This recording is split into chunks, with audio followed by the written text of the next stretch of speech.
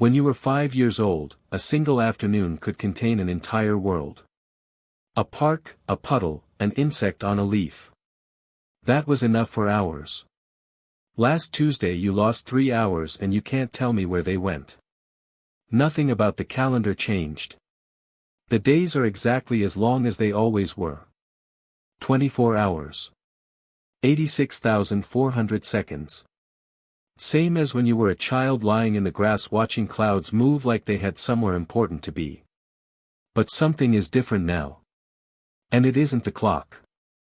Most people assume this is just what growing up feels like. That time speeds up because life gets busier. More responsibilities. More noise. More things pulling at your attention. That explanation sounds right. It feels right. It's also wrong. Because researchers have tested this. And what they found isn't about how busy you are. It isn't about stress or distraction or how many things are on your calendar. It goes much deeper than that. It goes all the way down to the basic machinery of how your brain decides what's worth remembering. And once you understand it, you'll never look at a boring Tuesday the same way again. Here's what's actually happening. Your brain doesn't experience time like a clock does. A clock treats every second identically, tick, tick, tick, perfectly even. Perfectly consistent. Your brain does no such thing. Your brain experiences time based on how much it has to work. Think about the last time you were somewhere completely new. A city you'd never visited. A job on your first day. A party where you didn't know anyone. Remember how long those hours felt. How much you noticed.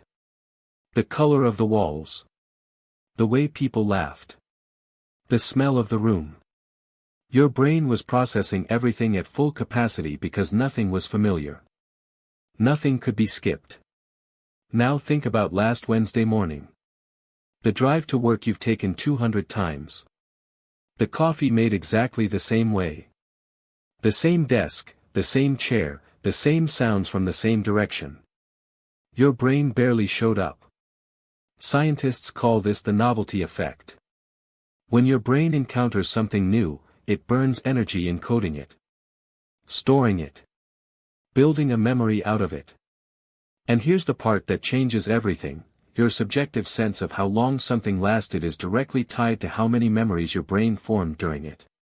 More memories. Longer it feels. Fewer memories. It disappears. This is why your first day at a new school felt like a week, and why last month feels like it happened yesterday. Your brain wasn't lazier last month.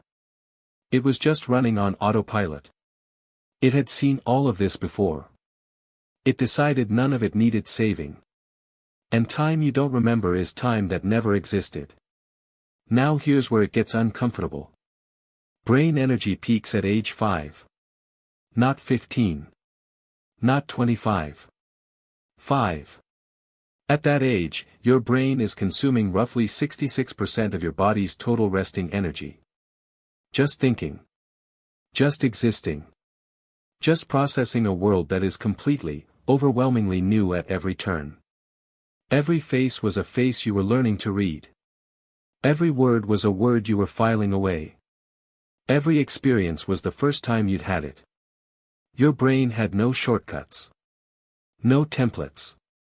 No familiar patterns to fall back on. It had to build everything from scratch.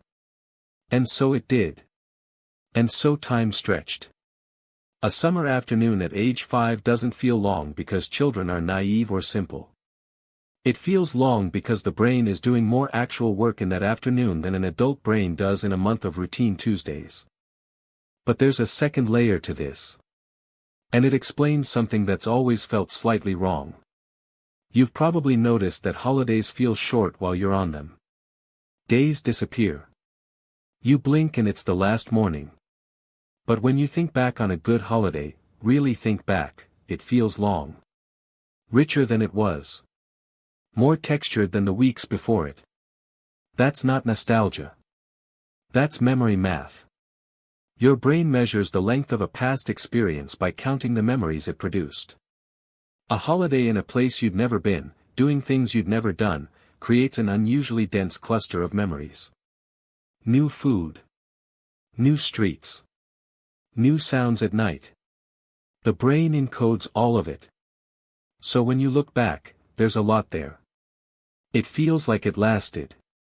Your average week at work produces almost nothing by comparison. Same 7 days. A fraction of the memories. Which is why last year feels shorter than that one summer when you were 9. There's also something happening to your brain physically as you age that makes all of this worse. The rate at which your neurons fire, what scientists call neuron conduction velocity, slows down as you get older. You can think of this like an internal clock. When you're young, that clock ticks quickly. The world arrives in more frames per second, so to speak. More detail. More granularity. More time apparently passing between one moment and the next. As that clock slows, the external world appears to speed up relative to it. Researchers tested this by asking people of different ages to estimate when 1 minute had passed, without counting. Younger people were accurate. Older people consistently overestimated. They thought more time had passed than actually had. Because their internal clock was running behind. Because a minute of real time now contained fewer internal ticks than it used to. The universe isn't actually speeding up. Your brain is slowing down. So what does this leave us with? A child lying in the grass on a Tuesday afternoon in July, watching an insect move across a leaf, is not wasting time.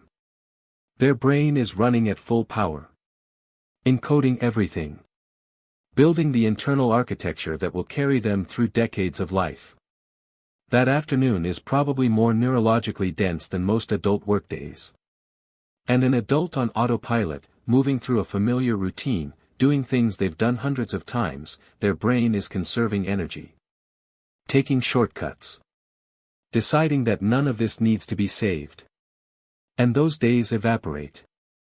Not because they weren't lived. Because they weren't noticed. Here's what the research quietly suggests, though nobody frames it this way. The antidote to disappearing time isn't slowing down. It isn't doing less. It isn't some productivity system or mindfulness retreat. It's novelty. Genuine, uncomfortable, disorienting novelty. New places. New skills. New people. New problems you don't yet know how to solve. Not because these things are inherently better. But because your brain has to show up for them. Fear slows time too. Boredom slows time. But neither of those is particularly livable. Novelty is the one that works without making you miserable. The people who look back on their lives and feel like they lived a long time aren't necessarily the people who lived comfortably. They're the people whose brains had a lot to file away. You were 5 once. The whole world was strange and loud and enormous. A puddle was worth investigating. A bug on a leaf was worth 20 minutes of your complete attention. You weren't distracted then. You were present in a way that most adults almost never manage. You didn't know you were storing it. You didn't know those long summer days would become the measuring stick for everything that came after. Last Tuesday disappeared. The Tuesday before that too. Not because nothing happened. Because your brain looked at it, recognized all of it, and decided to let it go. The clock is the same. It always was.